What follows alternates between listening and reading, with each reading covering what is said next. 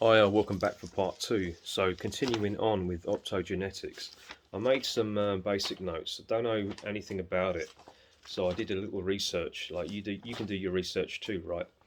Um, but here's a basic description. I mean, this is a dictionary definition. Optogenetics, a technique in neuroscience in which genes for light-sensitive proteins are introduced uh, into specific types of brain cells in order to monitor and control their activity precisely using light signals. Optogenetics allows researchers to control how nerve cells communicate. Here's optogenetics in biology. It's an elegant approach of precisely controlling and monitoring the biological functions of a cell, group of cells, tissues, or organs using genetic engineering technologies. All right, that's really interesting, right? I think this is connecting with what I'm sure you can kind of you know connect the dots. Here's a video I watched, um, and I think this goes a little deeper into it. I just made some side notes on it. So this is this guy like talking, and I just made notes on this bloke talking, this scientist. This video like was 9 years ago, by the way, I think. So he's talking about neurons and brain cells compute using electricity, and they can, influence behavior, thought, emotion, etc. And then he's saying, with optogenetics, he said what we're doing is we're putting molecules that certain molecules found within nature. I think he was found within animals, plants, or fungi, or stuff like that. They're inserting them. Um, yeah, molecules that convert light into electricity. They're putting them into neurons. Um, the neurons in the brain. Um, and then he said that they are shining light on those neurons. The light gets converted into electricity and allows it to turn on or off those cells. So now you have the control of the brain cells, right? Um, he says here the goal is to find a way to control electricity and activity in some cells and not others. Continuing on. Yeah, to do that, we have to turn to the natural world through the kingdom of life. You can find photosynthetic or sensory molecules that convert light into electricity through various life forms like plants and fungi and stuff like that. He says, so we borrow these molecules from nature and using tricks from the field of gene therapy, right, we can put them into neurons. Now these molecules can convert light into electricity.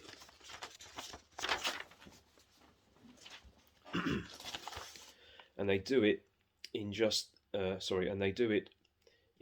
the neurons we want to control, and not all their neighbors. So we can target some cells and not others. If we can turn on or off a set of cells, we can find out how they contribute to human behavior.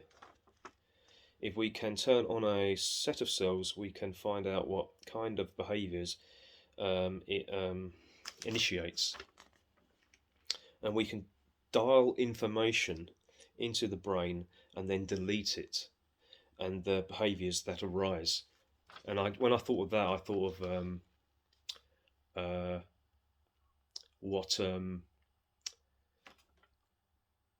uh, William Cooper said about this guy going to work and coming back to work and having no bloody memory.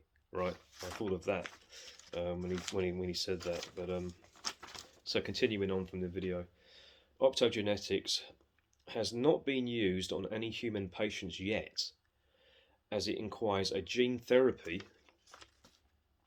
to deliver the genes that encodes for these light activated molecules delivered within the body. So I think it was like a legal problem that they had.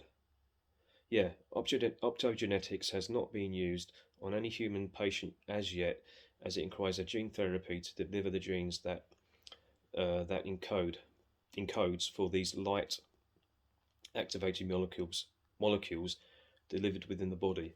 Yeah, so that was like 9 years ago, that video. Um, yeah, also, yeah, he said these molecules, they come from bacteria and things like that, so they're foreign objects, so the immune system is likely to attack them. You know, needlecraft, etc., clot shots, you know, stuff like that. Very interesting. Not sure, did I don't know if I mentioned Barry King. I think I need to, like, I don't think I did. No, I didn't. I should have put Barry King in alignment with William Cooper and Jim Keith. There's just so much stuff to go over here, but so Barry King, I think he's still with us. He's a UK version, really, in his own way, of William Cooper. Now he was chipped. He has chips like he has, I believe, one behind his heart or around the area that can monitor him but induce a heart attack. He has others maybe in his arms, but he has some in his head as well. Now he was talking about this thing he called the trip chair, which he was put in many a time, and he had direct interface with that because of help with the chips in his brain. It did many things, I believe. It could create hallucinations, make him see things, but it could implant fake memories. It could wipe his memory, but I think also give his memories back, because he claimed that he had many memories wiped of things that were done to him, and then years later he had the memories given back because the secret government, the powers, whoever he's working for, said, we gave you these memories back because now it's time for you to tell the general population what's going on. And again, he believes in ETs. He does. Like, he believes that he's had ET experience prior as a child and things like that. And then the paranormal and stuff, he's psychic. And he believes that he was chosen because he was psychic. And I believe him. But again, he says, yes, there's an ET agenda thing out there, but there's this fake one, very much like William Cooper. And and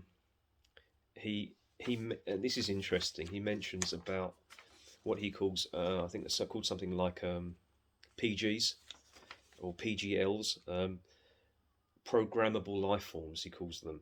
And he said these are made, and bear in mind, he's talking about his experiences in the 60s, 70s, or 80s. What Barry King, I should have said, if you haven't heard of him, was he was working for the government as a security officer. That was his official title. But he wasn't just that. It goes much deeper. He called himself a dog's body for these types of people, so that he could to basically experiment on him. And he was psychic as well, so that helped. He talked about the trip chair. He talked about the PGs, these programmable life forms they looked like greys. They were about 4 foot or something. They were grown in laboratories or something like that very quickly. It took about a few months, and then they were programmed, probably using similar technologies that I described.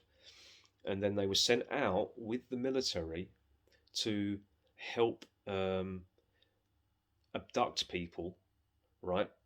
Now, and he says these things were like a fake ET smokescreen. They were there to make the subject believe that they were being abducted by aliens, and so you can have these things come in, and then later on the military will tag behind, make the person believe, either that they chipped you, or we're chipping you to monitor you so that you don't get abducted by these things, or something like that.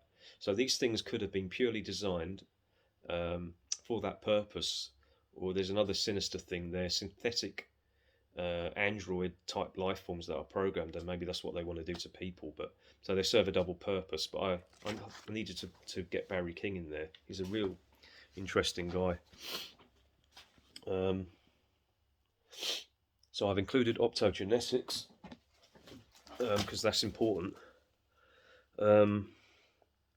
Yeah, because it's tricky, isn't it, to chip an entire population of people. I don't, no way, the masses are going to consent. But if you have a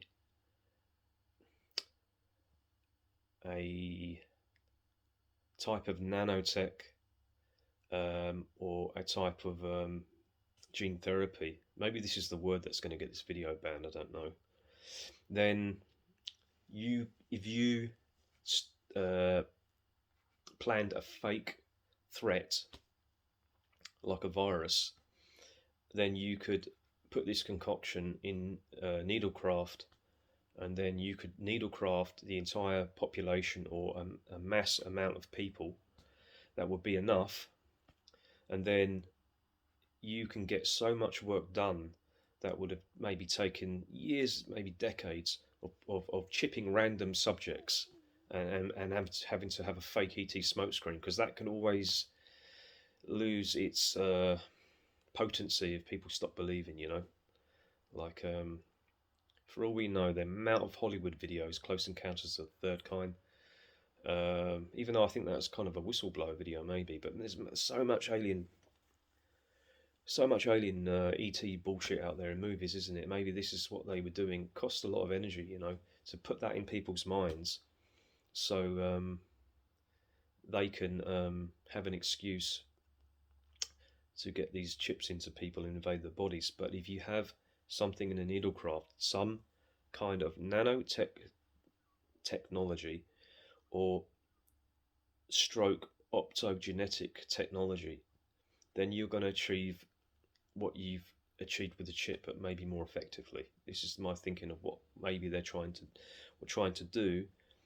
Let's not forget that they were instances where people were injected, back years ago, as well as chipped. But let's say they were waiting to perfect this, and they thought they've perfected it.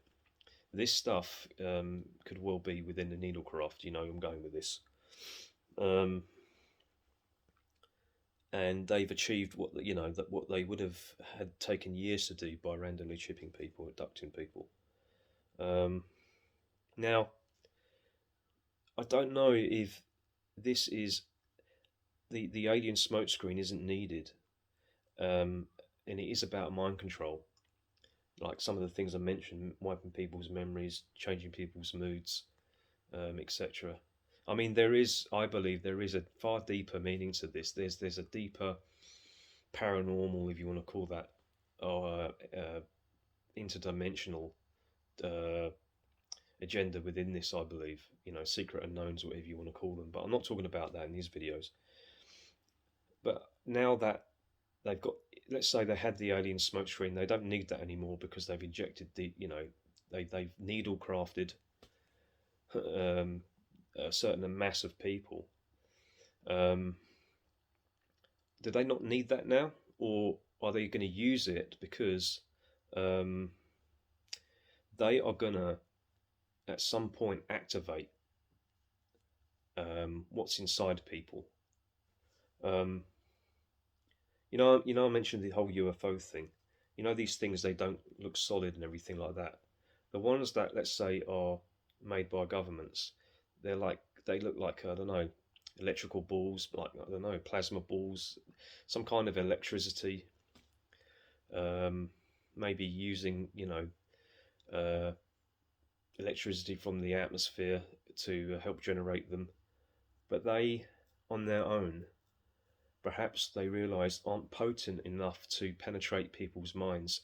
The frequencies that they send out, let's say, possibly, they'll only kind of induce hallucinations and mass behavioural changes in a small amount of subjects. They realise they needed to alter people from the inside, get something in them, and then you've got that direct interface. It's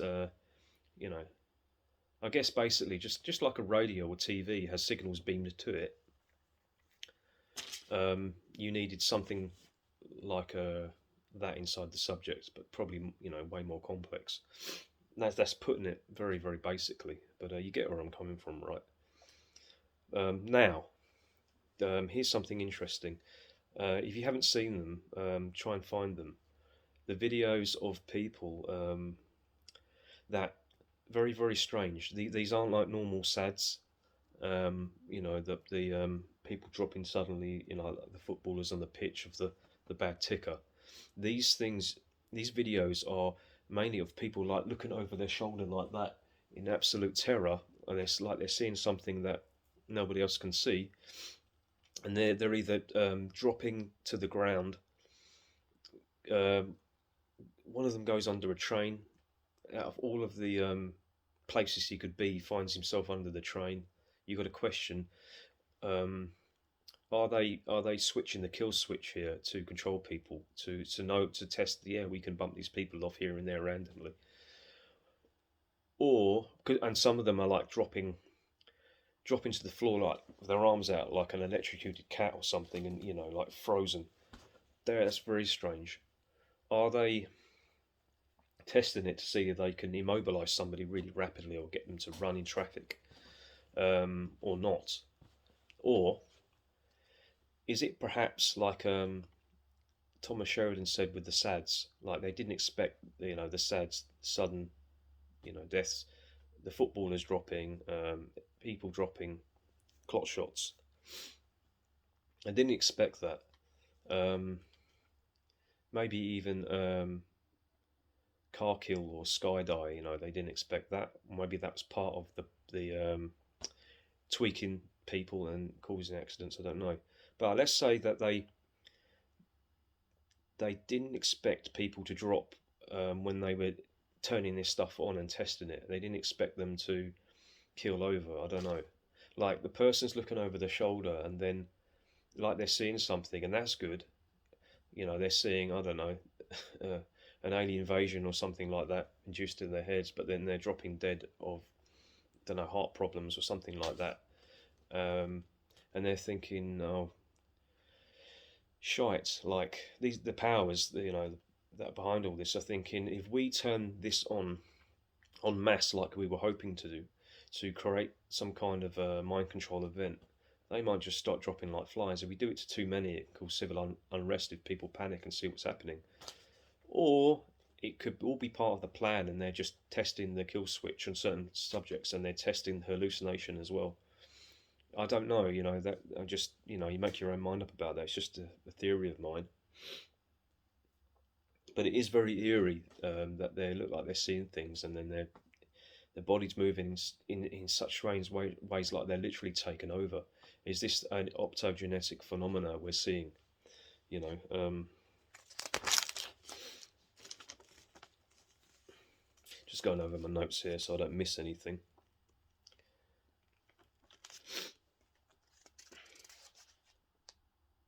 Yeah, so like, yeah, the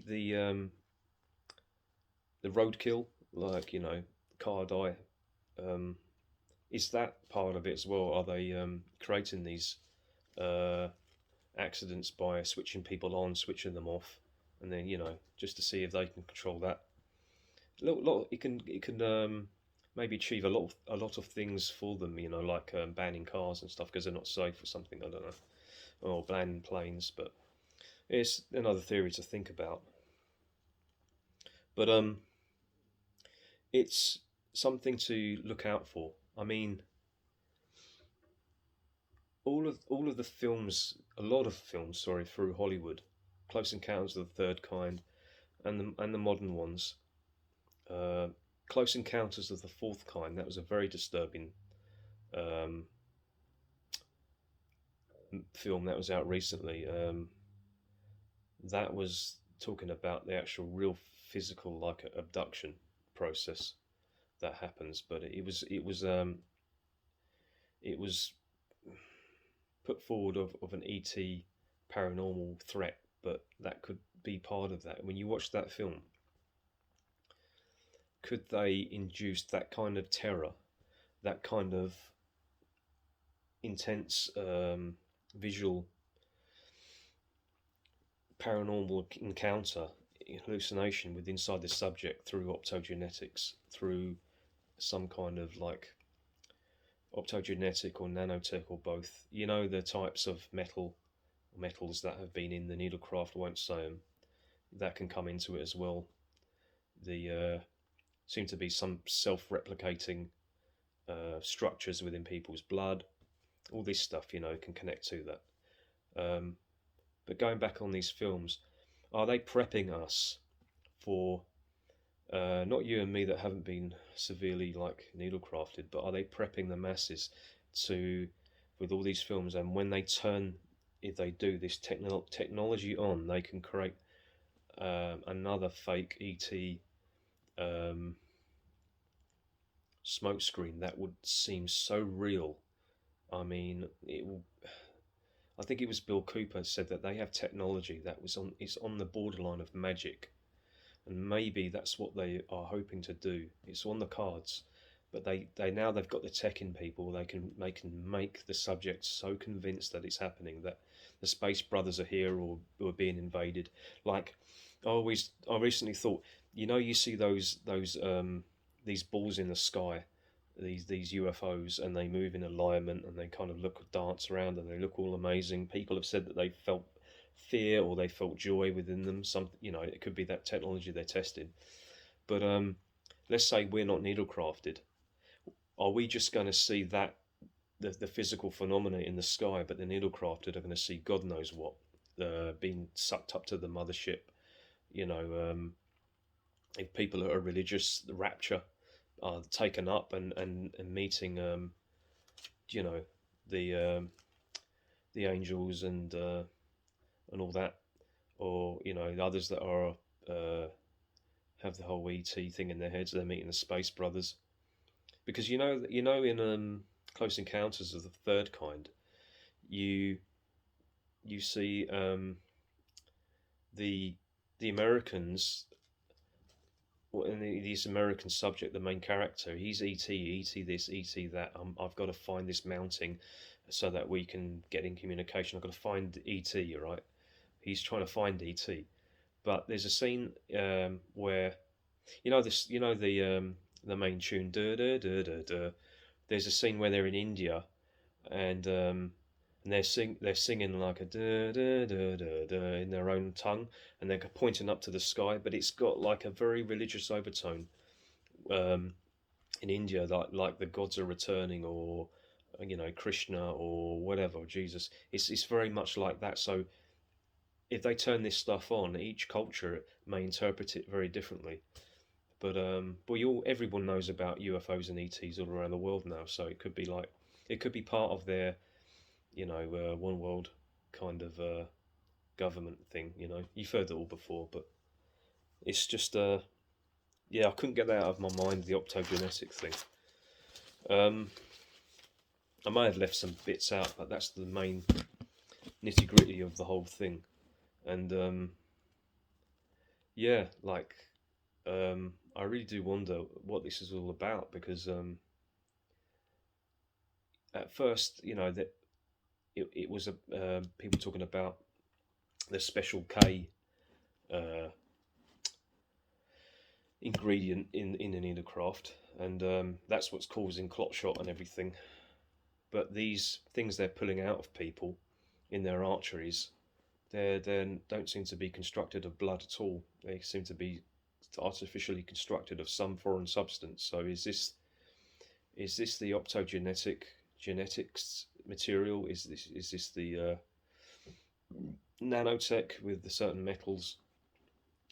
And maybe it's malfunctioning, or maybe it's intended. But yeah, look, just brace yourself, because we don't know what's going to happen. Look for strange behaviour, in society in general. But I mean, what comes to mind is how people have said that they've experienced friends and people that are just like different people now. They're like either not there or like a different person.